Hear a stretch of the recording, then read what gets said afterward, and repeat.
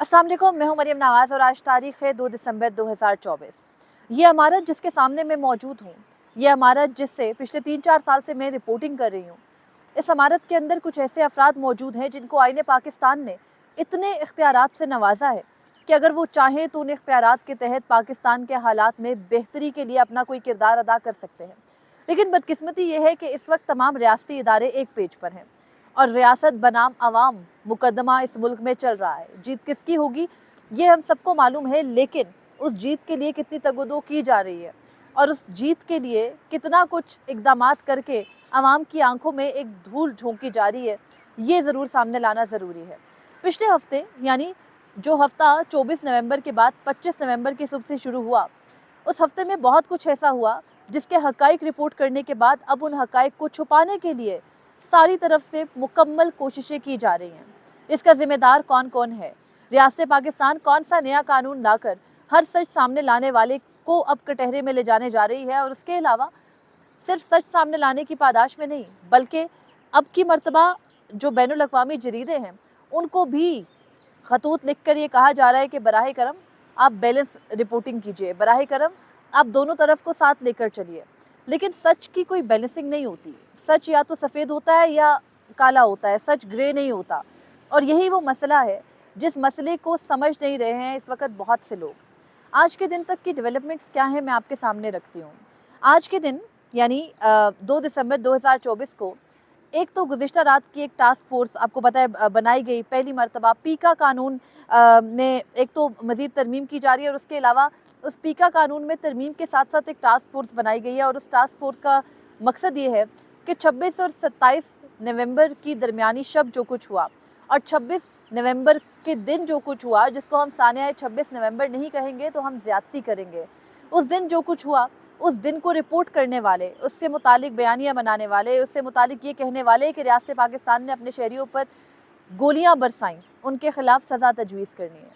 ये जो एक नई जो तमाम इंटेलिजेंस एजेंसीज़ की शमूलियत के साथ सोशल मीडिया पर झूठा प्रोपेगेंडा इसका इसका ये टाइटल है, करने वाले किरदारों की शिनाख्त के लिए एक 10 रुकनी फैक्ट फाइंडिंग कमेटी बनाई गई है। उस कमेटी ने करना ये है कि उसके सरबराही चेयरमैन पीटीए करेंगे, जो कि इस वक्त एक जर्नैल हैं, और उस कमेटी ने ये करना है कि उसने तमाम तर हक़ाइक़ सामने लाने हैं। कौन शख्स सोशल मीडिया पर क्या बयानियाँ बनाकर रियासत पाकिस्तान को बेइज्जत करने की कोशिश कर रहा था। बहुत से लोग, हम जैसे लोग, उस रात को, उस दिन को फील्ड में मौजूद थे, रिपोर्ट कर रहे थे, लेकिन उस रिपोर्टिंग को एक्सेप्ट नहीं किया जा रहा, बल्कि ये कहा जा रहा है कि ये सब कुछ झूठ फैलाया जा रहा है। अगर तो कोई अपनी जान से गया, अगर कोई गिरा, अगर कोई अमवात हुई, तो उन अमवात के सबूत कहाँ हैं? जब वो सबूत सामने लाए गए तो कहा गया इतनी अमवात हो गई और इतनी खामोशी। फिर उन सबूत वो जब नया बयानिया बनाया गया उसके बाद अब नई चीज़ ये बताई जा रही है कि भाई जो कुछ भी हुआ उसमें अफ़वाज पाकिस्तान ने कुछ नहीं किया, उसमें अफ़वाज पाकिस्तान का किरदार नहीं था। मान भी लिया जाए, जो दीगर पैरामिलिट्री फोर्सेस थी जैसे रेंजर्स को अहकामात कौन दे रहा था? रेंजर्स फॉल करती है वज़ारत दाखिला के अंडर। वज़ारत दाखिला में इस वक्त कौन बैठा है, वज़ारत दाखिला की सरपरस्ती कौन कर रहा है, ये सारी बातें इस मुल्क का बच्चा जानता है। लेकिन अगेन फैक्ट फाइंडिंग के लिए एक कमेटी बनाई गई है और उस कमेटी की सरबराही चेयरमैन पीटीए को दी गई है। उसके अंदर एक जॉइंट सेक्रेटरी दाखिला होंगे, जॉइंट सेक्रेटरी इन्फॉर्मेशन होंगे, उसके अलावा डायरेक्टर साइबर क्राइम विंग होंगे एफआईए के, और डायरेक्टर आईटी इन्फॉर्मेशन होंगे। उसके अलावा आईबी और डीआईजी इस्लामाबाद पुलिस के शरीक होंगे और साथ ही उसमें एमआई और आईएसआई के नुमाइंदगान भी होंगे। ये 10 रुकनी कमेटी करेगी ये कि सोशल मीडिया और मीडिया के ऊपर वो तमाम तर लोग जिन्होंने रियासत के खिलाफ किसी भी किस्म का बयानिया बनाया उनकी निशानदेही करेंगे। 10 दिन के अंदर यानी 2 दिसंबर से लेकर अब आप 12 दिसंबर कर दें, टीओआर्स तय हो गए हैं और इन 10 दिन के अंदर वो ये बताएंगे कि किसके खिलाफ क्या सज़ा होनी चाहिए। लेकिन क्योंकि पाकिस्तान के जो मौजूदा कवानीन हैं वो इस बात के ऊपर या अभी तक के जो सोशल मीडिया पर होने वाले क्राइम्स हैं उनसे मुतालिक कोई खातिर ख्वाह नताइज नहीं ला सके हैं आज तक, तो इस वजह से अब एक नया कानून भी लाया जा रहा है जो पाकिस्तान इलेक्ट्रॉनिक क्राइम्स एक्ट है, पीका, जो कि इसी मुस्लिम लीग नून की का प्रोडक्ट है। और इन्होंने अपनी हुकूमत जो 2013 से लेकर इनकी 2018 तक की हुकूमत थी उसके दरमियान पीका एक्ट मुतारिफ करवाया था। उस वक्त भी इसको ड्रेकोनियन कहा गया था, लेकिन बहरहाल वो एक्ट आया, उस एक्ट के ख़िलाफ़ बहुत सी आवाज़ें उठी, लेकिन वो एक्ट अपनी जगह मौजूद रहा। वो कि आज तक उससे किसी को बहुत खातिर ख्वाह सज़ाएँ नहीं हुई और ना ही उसके इतलाक़ से मुल्क को कोई बहुत ज़्यादा फ़ायदा पहुँचा है। लेकिन अब उसके अंदर एक नई तरमीम की जा रही है और वो तरमीम ये है कि रियासत पाकिस्तान के ख़िलाफ़ जो भी शख्स कोई बयानिया बनाएगा और वो झूठा होगा, या किसी शख्स के खिलाफ कोई बयानिया बनाएगा और वो झूठा होगा, तो उस शख्स को ना सिर्फ 3 साल की कैद की सज़ा होगी, बल्कि उसको 1 मिलियन यानी 10 लाख का जुर्माना भी होगा। अभी ये सोर्सेस से है, अभी इस बिल का कोई ड्राफ्ट नहीं आया, लेकिन इस बिल को फौरी तौर पर लाना अगर असेंबली इन सेशन नहीं है तो ऑर्डिनेंस के ज़रिए भी मुमकिन हो सकता है। और हमें पता है कि इस मुल्क में जो वाहिद फ़ोरम था, यानी अवाम की दादरसी का या इस किस्म के कवानीन का जो किसी पर्पज़ पे फौरी तौर पर लाए जा रहे हो और जिनका मकसद अवाम की फ़लाह, अवाम की बहबूद और मुल्क का फ़ायदा ना हो, उनके लिए जो वाहिद फ़ोरम हुआ करते हैं वो अदालतें हुआ करती हैं। लेकिन मैंने आपको बताया कि मेरे पीछे खड़ी है इमारत, इस वक्त हम मेरे साथ जो इमारत है पार्लियामेंट की और पीएम हाउस, उनसे ऑपरेट हो रहा है। वो कहाँ से ऑपरेट हो रहे हैं ये हम सबको मालूम है। तो इन इमारतों के अंदर बैठे अशखास जिनको आईने पाकिस्तान ने बेतहाशे इख्तियारात दे रखे हैं, उन्होंने कुछ नहीं करना। इसलिए मुल्क में जो कुछ इस वक्त होना है, यानी अगले 2 माह तक का वक्त बताया जाता है कि जब तक अमेरिकन एक हुकूमत चेंज नहीं हो जाती, जब तक इनके पास वक्त है, जब तक वहाँ पर हल्फ नहीं उठाया जाता, तब तक हर हरबा इस्तेमाल करके डाइसेंटिंग वॉइसेस को यानी इख्तलाफ राय को खामोश करवाने की कोशिश की जाएगी। और अब एक और जो अहम आज ही के दिन की डेवलपमेंट है वो ये भी है कि बीबीसी, जो कि बरतानिया का एक सरकारी इदारा है नशरियाती, और उन्होंने एक रिपोर्ट 26 नवंबर के बाद 27 नवंबर को शाया की। बीबीसी को उसकी 2 रिपोर्ट्स के बारे में हुकूमत पाकिस्तान ने ख़त लिखा है और ख़त लिखकर कहा है कि आप बैलेंस रिपोर्टिंग करें, और आपने उस वाक़ये को लेकर उसकी जो हसासियत है उसको मद्देनज़र नहीं रखा। और आपने अपनी रिपोर्ट के अंदर लिखा कि दर्जनों अफराद जान से गए, लेकिन आपने उन दर्जनों अफराद की जान से जाने को प्रूफ नहीं किया। उसके बाद वो लिखते हैं कि आपने लिखा कि उसमें जो अभी तक की रिपोर्ट है ये इनिशियल है और इसके बारे में अभी मज़ीद तहकीकात होनी है और सामने आनी है चीज़ें। तो बीबीसी ने जब पाकिस्तान के अंदरूनी मामले के ऊपर रिपोर्ट किया, तो उन्होंने ना तो इस वाक़ये की सेंसिटिविटी को देखा और ना ही ये देखा कि वो रियासत पाकिस्तान के ख़िलाफ़ एक बयानिया बनाने में मददगार साबित हो रहे हैं। लिहाजा बराए करम आप अपनी तरदीद जारी कीजिए। अगर ये पाकिस्तान का कोई चैनल होता और अगर कोई पाकिस्तान का मेन स्ट्रीम मीडिया के अंदर इतनी हिम्मत होती और उनको इतनी इजाज़त होती कि वो थोड़े से फैक्ट्स रिपोर्ट करें, तो हो सकता था कि अभी तक उस चैनल का लाइसेंस मुअत्तल हो गया होता। लेकिन यहाँ बीबीसी है और बीबीसी को सिर्फ एक ख़त ही लिखा जा सकता है। आपकी डिप्लोमेसी, आपकी दो तरफ़ा ताल्लुकात में रखना पड़ सकता है अगर आप इससे एक स्टेप आगे जाएँ। मैं बार बार कह चुकी हूँ कि अगर हुकूमत पाकिस्तान को ये लगता है कि कोई यहाँ पर फायर नहीं हुआ, कोई अमवात नहीं हुई और ये सब कुछ झूठा प्रोपेगेंडा है, तो वो जो पिम्स और पोली क्लिनिक के जो लेटर हेड्स के ऊपर डेथ सर्टिफिकेट्स हैं उनको निगेट करें। ये बताएं कि वो गोलियां चलने के नहीं हैं, वो जिस तरह आपने लोगों के अहले खाना से मैयतें देने के लिए जो बाकायदा आपने उनसे हल्फनामे दस्तखत करवाए और कहा कि ये एक्सीडेंट्स थे और ये सच नहीं था, तो फिर आप ये भी कीजिए कि आप ये बताइए कि वो डेथ सर्टिफिकेट्स भी झूठे थे।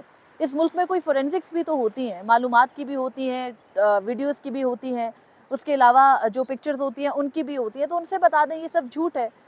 हर एक इदारे का सोर्स, यानी पाकिस्तान में काम करने वाले जितने बैनुल-अक़वामी मीडिया हाउसेस हैं, गार्डियन है, बीबीसी है, उसके अलावा न्यूज़ वीक ने रिपोर्ट किया, फिर हमने देखा कि इस पाकिस्तान में ही इंडिपेंडेंट उर्दू है, उन्होंने रिपोर्ट किया, सब कर रहे हैं रिपोर्ट। वो सऊदी गवर्नमेंट से रिलेटेड है, आप उनको भी ख़त लिखें और कहें अपनी रिपोर्ट वापस लें और कहें कि नहीं हुई, इतनी ज़्यादा लोग जान से नहीं गए और ये सब झूठ है।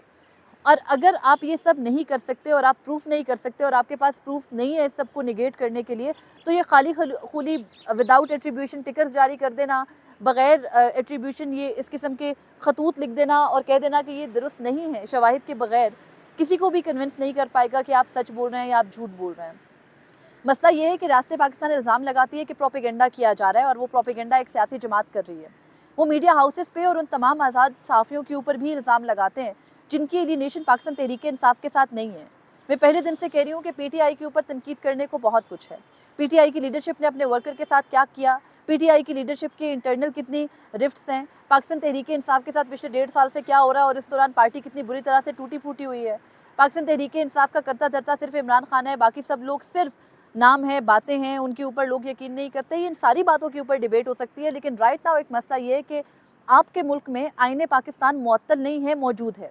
आपके मुल्क में एक जमहूरी हुकूमत कायम है, आपके मुल्क में कोई किसी आमिर की हुकूमत कायम नहीं है। हम सबको मालूम है कि आपने एक हाइब्रिड निज़ाम बना रखा है, लेकिन अगर आपने एक्सेप्ट नहीं करना, आपने इसी जमहूरी हुकूमत जिसमें एक आईने पाकिस्तान है, वो मुझ समेत हर शहरी को ये हक देता है कि वो अपने किसी भी हकूक़ के लिए जो उसको लगता है कि पामाल हो रहे हैं, कोई एहतजाज कर सकता है। तो जब वो एहतजाज कर सकता है, अगर आपने उसके ऊपर रबर बुलेट भी फायर किए, अगर आपकी बात मान ली जाए कि आपने कोई लाइव एम्यूनेशन का इस्तेमाल नहीं किया, आपकी बात मान भी ली जाए कि कोई स्नाइपर्स नहीं थे, कोई गोली नहीं चली, कोई फायर आर्म्स नहीं थे, बल्कि वो रबर बुलेट्स थी, मान ली जाए बात कि वो आंसू गैस के शेल थे, तो वो भी किस कानून के तहत थे? तो आपको ये सारी बातें जस्टिफाई करनी हैं। फिर कहा जाता है कि रियासत जालिम ही होती है, तो रियासत जालिम नहीं होती। धरती माँ होती है, रियासत माँ होती है, और फिर कहा जाता है रियासत को कभी-कभी बाप बनना पड़ता है। तो भई आप बाप बन के ये तो बताएँ ना कि आपने जो कुछ किया अपने शहरियों के साथ, अपने जो आपके सामने एहतजाज का हक लेकर आए थे, उसको आप जस्टिफाई करें। फिर आप कल एक प्रेस रिलीज़ जारी कर रहे हैं, 2 सफ़ों पर इतनी लंबी सारी, और उसमें आप लिख रहे हैं मुराद सईद आया था। मुराद सईद आया था तो अरेस्ट क्यों नहीं किया था? और मुराद सईद आया था तो उसको तो शूट ऑन साइट करने का ऑर्डर है, तो शूट ऑन साइट मुराद सईद को करना था, पाकिस्तान तहरीक-ए-इंसाफ के इतने लोगों को नहीं करना था। तो ये वो तमाम तर लेम जस्टिफिकेशंस है। और अब वज़ीर-ए-आज़म पाकिस्तान ने, जिन्होंने जुम्मे को यानी आज से 3 दिन कबल लाइव टीवी पर बैठ के अपने साथ मौजूद सिपाही-ए-सालार army chief general Asim Munir का नाम लेकर ये कहा कि सर आपने हमारे साथ इस फितने से निपटने के लिए हमारा साथ दिया और आपकी मदद से हमने फितने से निपटा। उसके बाद महसूस हुआ अफवाज को कि भाई ये तो बैकफायर कर रही है बात, ये तो गलत लफ्ज़ निकल गया है वज़ीर आज़म से, मतलब उनसे तो आपको पता है कंट्रोल नहीं होता मक्खन लगाते हुए, तो वो ज़्यादा बात कर गए। उसको कवर करने के लिए अभी तक प्रेस रिलीजेज़ आ रही हैं, और अब वज़ीर आज़म ने अपने इक़दाम को कवर करने के लिए एक कमेटी बना दी है। और उस कमेटी से होगा क्या? मेरी आपकी सबकी आवाज़ें दबाने की कोशिश होगी, लेकिन सच नहीं छुपता। कितना अरसा चलेगा? 2 महीने, आप 6 महीने ये सब कर लेंगे, साल, 2 साल, 5 साल आपकी हुकूमत चलेगी, चले 10 साल चलेगी, उसके बाद भी कभी ना कभी सच सामने आएगा। पिछले हफ्ते जस्टिस मंसूर अली शाह ने जुल्फ़िकार भुट्टो केस में एक अपना इज़ाफ़ी नोट लिखा था, और वो इज़ाफ़ी नोट बहुत से लोगों के लिए पढ़ने के लायक है, और वो उसको पढ़ के उसको समझने की ज़रूरत है। उसके हवाले से मैं अलग से रिपोर्ट करूँगी, क्योंकि पिछले हफ्ते जो कुछ चल रहा था उस पर हम उसको रिपोर्ट नहीं कर सके। लेकिन उसमें वो कहते हैं कि ट्रुथ एंड रिकन्सिलिएशन के फ़ोरम्स बनते हैं, और सारे लोग हक़ाइक़ को सामने लाते हैं जब बुनियादी इंसानी हकूक़ की पामाली होती है। और यही वो मुतालबा है जो इमरान खान भी करते हैं, और सिर्फ इमरान खान नहीं, इस मुल्क का हर बाशऊर शख्स जिसका कभी भी कोई भी शऊर रहा हो, जब नवाज़ शरीफ वग़ैरह भी अपोज़िशन में जाते हैं तो इसी किस्म की बातें करते हैं। तो वो एक ट्रुथ एंड रिकन्सिलिएशन फ़ोरम कभी ना कभी इस मुल्क ने कायम रहना और बनना है।